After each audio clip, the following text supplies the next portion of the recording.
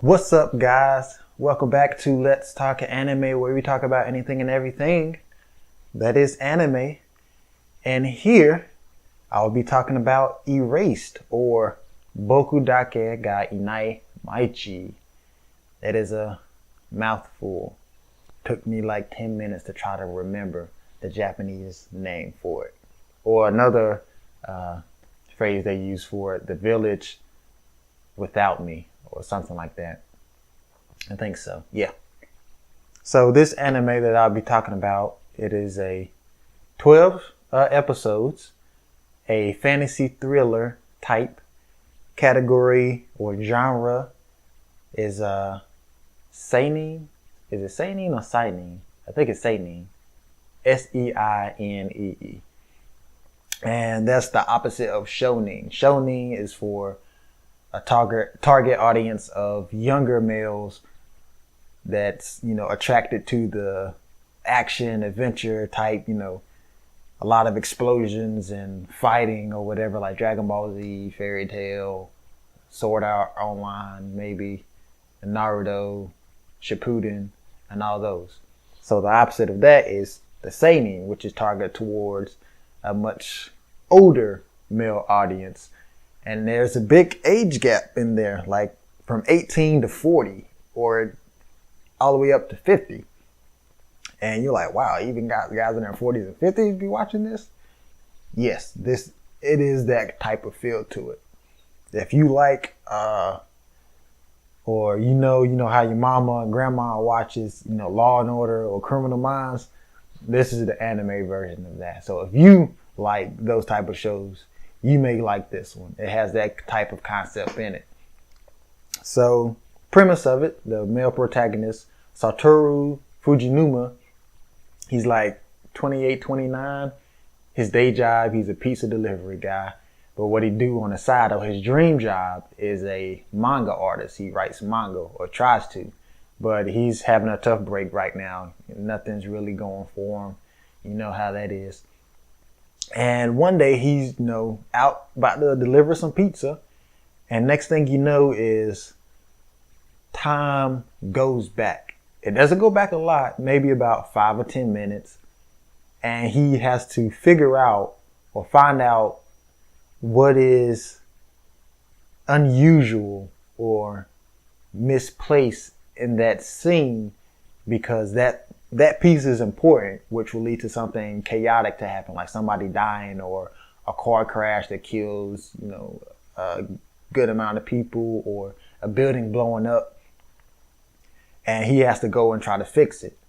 Now, it doesn't go in as him first discovering these powers. He already had them. He already knew what they did. And he already, even gave it a name. He calls it the revival whenever it happens. And he tells us that he only goes back maybe about 5 or 10 minutes. And he has to figure out what's wrong with the picture and try to correct it. He also says that sometimes he end up, fixing the problem. And other times it doesn't really work out.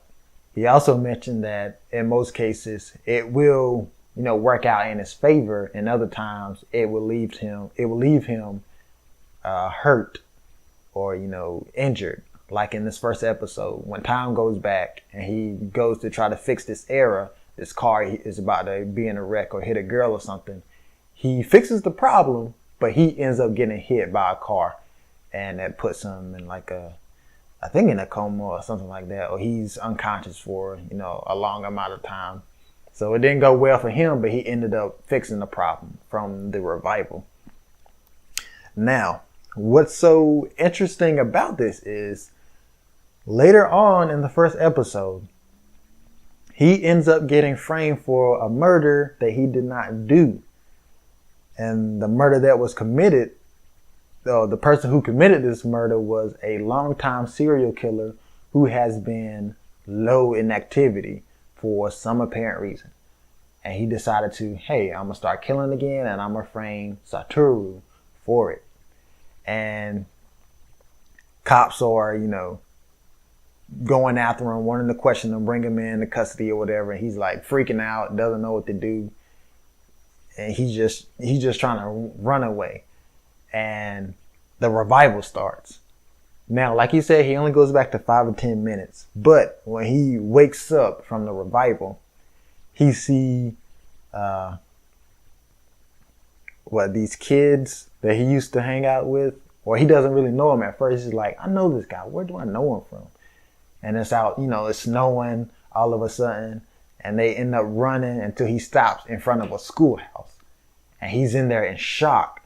And it does like a little zoom out of the camera, and we're facing the school, and it has a banner up there that says the 1988 ice hockey champions of that school. And he's like, oh my God, I went back 18 years. Why am I here? He's in his, 10-year-old self as well. He's like, what the crap? What in the world is going on? And he's coming to the realization, I think that's how you pronounce it, yeah, that the serial killer that committed this crime in 2016, before he does this revival, was doing the murders in 1988. So he went back that far to try to prevent those crimes from happening, or figure out who this killer was. So when he goes back to his time, he can prevent the murder that he's being framed for from ever happening. And it's crazy. A lot of twists and turns in there. A lot of fun, not a lot of funny moments. Some funny moment compensate for the very serious tone. And Satoru himself, he's like, how would I say? I won't say he's always been like a weak character, but he was never proud of himself because he never, achieved anything great. So when he went back in time, those 18 years, he said, all right, I can do what I never did back then because I was too afraid to do it. I want to do something so I could be proud of myself. I want to make something of myself. And this is what he tries to do.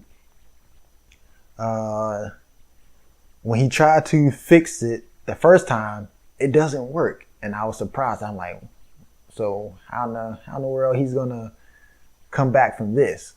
Because he ended up going back to his present time, 2016. And he thinks everything's good, but he's like, nope, killer still out on the loose and people are still looking for him. And like there's this coworker. She's like 17. I guess she likes him or whatever. And he's like, slow down now. He's like, no, I don't want to go to jail for this. It's like, I'm already potentially going to jail for a murder I didn't commit. I don't want this on my plate either. And she trusts him that he didn't do the crime, and she gives him a place to hide out or whatever. But he ended up being caught, and the police catches him. And they're taking him to the car. And he's like, man, I really don't want to go to jail. I know I didn't do this. I need to figure out who did this. And you end up seeing the person who committed the murder standing there watching him being taken into the police car. And Satoru, he's, screaming in the air, wanting to go back those 18 years again to try to fix it or refix it. And he goes back again. So he given a second shot to try to fix what he thought he fixed, but didn't fix. If that makes sense.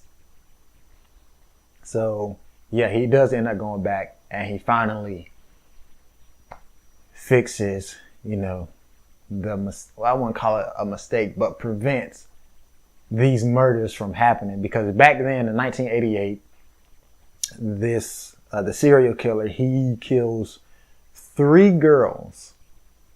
He killed 3 girls, and he's trying to prevent those 3, and he does. But then the serial killer, he gets frustrated because he's like, who in the world is